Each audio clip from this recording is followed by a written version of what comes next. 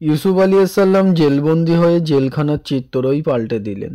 তার কথা, আচার আচরণ, ব্যক্তিত্ব ও চলন বলনে জেলের অন্য কয়েদিরা বিমুগ্ধ হলো। আমরা জানি জেলখানায় সাধারণত চোর, ডাকাত ও খারাপ লোকেরাই থাকে। তাদের নিয়ন্ত্রণ করতে আইন শৃঙ্খলা বাহিনীর অনেক বেগ পেতে হয়। কিন্তু ইউসুফ আলাইহিসসালাম জেলের সব বন্দীদেরকে নসিহার মাধ্যমে এমনভাবে মোটিভেট করেছেন, রাতারাতি জেলখানার পরিবেশই পরিবর্তন হয়ে গেল। কয়েদিদের সাথে তিনি কোমল আচরণ করতেন, সাধ্যমতো তাদের দেখাশোনা করতেন। কেউ অসুস্থ হয়ে পড়লে তার সেবা করতেন, কাউকে বিষণ্ণ হতে দেখে তাকে সান্ত্বনা দিতেন। ধৈর্য, শিক্ষা ও মুক্তির আশা দিয়ে তাদের মনোবল চাঙ্গা রাখার চেষ্টা করতেন। আর গভীর রাতে মশগুল থাকতেন আল্লাহর ইবাদতে। অল্প সময়ে তিনি তার অনুপম ব্যক্তিত্ব ও চারিত্রিক মাধুর্যে সবাইকে প্রভাবিত করে ফেলেছিল। কারাগারের সবাই তার ভক্ততে পরিণত হলো। আসলে আলোকিত মানুষরা যেখানেই যান সেখানেই আলো ছড়িয়ে থাকেন। সূরা ইউসুফের ৩৬ নম্বর আয়াতে আল্লাহ পাক বলেন, তার সঙ্গে দুজন যুবকও কারাগারে প্রবেশ করেছিল। তাদের একজন বলল, আমি স্বপ্ন দেখলাম মদ তৈরি করছি। অন্যজন বলল, আমি স্বপ্ন দেখলাম আমার মাথায় রুটি বহন করছি এবং পাখি তার থেকে খাচ্ছে। আপনি আমাদের এ ব্যাখ্যা বলে দিন। আমরা দেখেছি আপনি একজন সৎ কর্মশীল মানুষ। ইউসুফ আলাইহিসসালামের সাথে অন্য দুজন কয়েদিও কারারুদ্ধ হয়েছিল। জেলখানার সব কয়েদিদের মধ্যে ইউসুফ আলাইহিসসালামকে সর্বাধিক সৎ কর্মশীল দেখেছিল। তাই তার প্রতি ছিল তাদের অন্যরকম আস্থা ও ভালোবাসা। এক রাতে এই দুজনের প্রত্যেকেই একটি স্বপ্ন দেখে। একজন দেখল সে আঙুর থেকে মদ তৈরি করছে, অন্যজন দেখল সে মাথায় করে রুটির ঝুড়ি নিয়ে যাচ্ছে আর পাখি তার ঠুকরে ঠুকরে রুটি খাচ্ছে। তারা দুজনে ইউসুফ আলাইহিসসালামের কাছে এসে নিজেদের স্বপ্নের কথা বলে এর ব্যাখ্যা জানতে চাইলেন। ইউসুফ আলাইহিসসালাম ভাবলেন, বার্তা পৌঁছানোর এই এক মোক্ষম সুযোগ। তারা আমার প্রতি আস্থা অনুভব করছে। এখন যদি আমি তাদের মাঝে দাওয়াতি কাজ করি তাহলে তা তাদের প্রভাবিত করবে। এরপর তিনি তাদের দুজনকে বললেন, সূরা ইউসুফের ৩৭ নম্বর আয়াত, তোমাদের যে খাবার দেওয়া হয় তা আসার আগেই আমি তোমাদের তার ব্যাখ্যা জানিয়ে দেব। আমার প্রতিপালক আমাকে যে জ্ঞান দিয়েছেন এটা তারই অংশ। যে সম্প্রদায় আল্লাহতে বিশ্বাস করে না এবং আখেরাতে অবিশ্বাসী, আমি তাদের নিয়মনীতি পরিত্যাগ করছি। ইউসুফ আলাইহিসসালাম বললেন, ঠিক আছে, কিছুক্ষণ পর তোমাদের খাবার দেওয়া হবে। সেই খাবার আসার আগেই আমি তোমাদের স্বপ্নের ব্যাখ্যা জানিয়ে দেব। আর যে ব্যাখ্যাটি করব তা গণক, জাদুকর বা জ্যোতিষীদের মতো অনুমান ভিত্তিক ব্যাখ্যা নয়, কারণ তাদের ব্যাখ্যা সঠিক হতে পারে আবার ভুলও হতে পারে। কিন্তু আমি যে ব্যাখ্যা করব তা আল্লাহ তাআলাই আমাকে শিখিয়ে দিয়েছেন, আর তা অবশ্যই অক্ষরে অক্ষরে সত্য হবে। আমার করা স্বপ্নর ব্যাখ্যা হবে সুদীর জ্ঞানের ওপর ভিত্তি করে। তবে তার আগে তোমরা আমার কিছু কথা শোনো। যারা আল্লাহ ও আখিরাতের উপরে বিশ্বাস করে না, আমি তাদের দলভুক্ত নই। তাদের সাথে আমার কোনো সম্পর্ক নেই। আমি তাদের থেকে সম্পূর্ণ মুক্ত। তৎকালে মিশরে চলত আমুন দেবতার পূজা। তাই তারা আল্লাহর কথা শুনে জিজ্ঞাসা করল, আপনি যদি আমাদের দেবতার পুজো না করেন তাহলে আপনি কোন ধর্মের অনুসারী?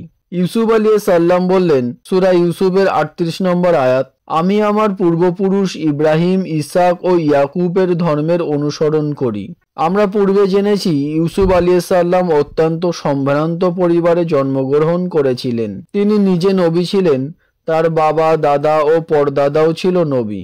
তারা যে একত্ববাদের ধর্ম প্রচার করেছে আমি তারই অনুসারী। সূরা ইউসুফের ৩৮ নম্বর আয়াতে আরো বলা হয়, আল্লাহর সাথে কোনো কিছু শরিক করা আমাদের কাজ নয়। এটা আমাদের প্রতি ও মানুষের প্রতি আল্লাহর অনুগ্রহ, কিন্তু অধিকাংশ মানুষ শকর করে না। আল্লাহ আমাদের কেবল দাস বানিয়েছেন, অন্যের দাস বানাননি। এটা আমাদের জন্য অনেক বড় শুকরিয়ার বিষয়। আমরা যদি আল্লাহর বদলে অন্য কারোর দাসত্ব করতাম তাহলে তা হতো চরম বোকামি ও মূর্খতাপূর্ণ কাজ, কারণ তারা প্রকৃত মাবুদ ও সৃষ্টিকর্তা নয়। আমরা সেই বোকামির পথে পা না বাড়িয়ে সত্যের পথে আছি। এজন্য অবশ্যই আমাদের শুকরিয়া আদায় করা উচিত, যদিও অধিকাংশ মানুষ আল্লাহর কৃতজ্ঞতা আদায় করতে ভুলে যায়। এরপর ইউসুফ আলাইহিসসালাম বললেন, সূরা ইউসুফের ৩৯ নম্বর আয়াত, হে আমার জেলখানার সঙ্গীদ্বয়, ভিন্ন ভিন্ন বহু প্রতিপালক ভালো নাকি মহাপরিক্রমাশীল এক আল্লাহ উত্তম? ইউসুফ আলাইহিসসালাম তাদের প্রশ্ন করেছেন যেন তাদের ঘুমন্ত বিবেক জেগে ওঠে। হেদায়েতের জন্য তাদের হৃদয় প্রস্তুত হয়। তিনি তাদের জিজ্ঞাসা করেছেন, ভিন্ন ভিন্ন অনেক প্রভু ভালো, নাকি একজন যার কোনো অংশীদার নেই এবং যিনি সকলের ওপর পরিক্রমাশীল ও ক্ষমতাবান?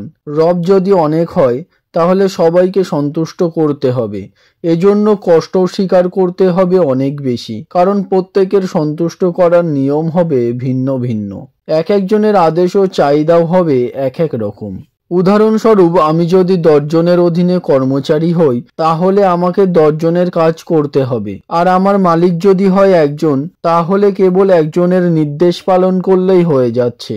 এরপর তিনি পৌত্তলিকদের ভিন্ন ভিন্ন প্রভুর সমালোচনা করে বললেন, সূরা ইউসুফের 40 নম্বর আয়াত, তাকে বাদ দিয়ে তোমরা যার ইবাদত করছো তা কতকগুলো নাম ছাড়া আর কিছুই না, যে নামগুলো তোমরা ও তোমাদের পূর্বপুরুষরা রেখেছো। তোমরা যে মূর্তি পূজা করো তার নাম আমুন, আর এ নাম তোমাদেরই দেওয়া। এগুলো আসলে রবের নাম নয়, তারা প্রকৃত রব নয়। তাদের রব হবার পক্ষে আল্লাহ কোনো দলিলও অবতরণ করেননি। সূরা ইউসুফের 40 নম্বর আয়াতে আরো বলা হয়েছে, এ ব্যাপারে আল্লাহ তাআলা প্রমাণ নাজিল করেননি। আল্লাহ ছাড়া আর কোনো বিধানদাতা নেই। তিনি আদেশ করেছেন তোমরা তার ছাড়া আর কারোর ইবাদত করো না। এই কথাগুলোর মাধ্যমে ইউসুফ আলাইহিস সালাম জেলের সকল কয়েদির সামনে তাওহীদ ও শিরকের পরিচয় তুলে ধরলেন, যা দুনিয়াতে প্রত্যেক নবীর বুনিয়াদী শিক্ষা ও প্রধান দাওয়াত ছিল। এখানে তিনি যৌক্তিকভাবে এই দুটোর তুলনামূলক পার্থক্য বর্ণনা করেছেন। এই সংক্ষিপ্ত বক্তব্যটি পবিত্র কোরআনে উল্লেখিত তাওহীদ সম্পর্কিত সর্বশ্রেষ্ঠ বক্তব্যগুলোর একটি। তাওহীদের দাওয়াত এবং শিরকের খণ্ডন শেষে তিনি বললেন, এটা হচ্ছে শাশ্বত ধর্ম, কিন্তু অধিকাংশ মানুষই তা জানে না। ইউসুফ আলাইহিস সালামের দাওয়াতে কয়েদিদের অনেকেই ঈমানের ঘোষণা দিল।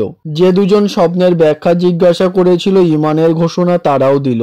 এরপর ইউসুফ আলাইহিস সালাম তাদের স্বপ্নের ব্যাখ্যা করে দিলেন। সূরা ইউসুফের 41 নম্বর আয়াত, হে আমার সঙ্গীদ্বয়, তোমরা দুজনের একজন তার প্রভুকে মদ পান করাবে আর অন্যজনকে শুলে চড়িয়ে দেওয়া হবে, পাখি তার মস্তক টুকরে খাবে। তোমাদের দুজন যে সম্পর্কে জানতে চেয়েছ তার ফয়সালা হয়ে গেছে। অর্থাৎ তোমাদের যেজন আঙ্গুর নিংড়ে মদ বানানোর স্বপ্ন দেখেছ সে কিছুদিনের মধ্যে জেল থেকে মুক্তি পাবে, আর রাজা তাকে পূর্বের চাকরিতে পুনর্বহাল রাখবেন। আর যে স্বপ্ন দেখেছে মাথায় রুটির ঝুড়ি নিয়ে যাচ্ছে আর পাখি তা থেকে টুকরে টুকরে খাচ্ছে, তাকে শুলে চড়ানো হবে, দেওয়া হবে মৃত্যুদণ্ড। ইউসুফ আলাইহিস সালাম যে ব্যাখ্যা দিলেন বাস্তবেও ঘটল তাই। কিছুদিন পর একজনকে শুলে চড়ানো হলো, অন্যজনকে মুক্তি দেওয়া হলো। তাদের দুজনের যে মুক্তি পাবে বলে ইউসুফ মনে করলো তাকে বলল, তোমার প্রভুর কাছে আমার কথা বলো। অর্থাৎ যাকে মুক্তি দেওয়া হলো তাকে উদ্দেশ্য করে ইউসুফ আলাইহিস সালাম বললেন, তুমি রাজার কাছে আমার কথা সবিস্তারে খুলে বলবে।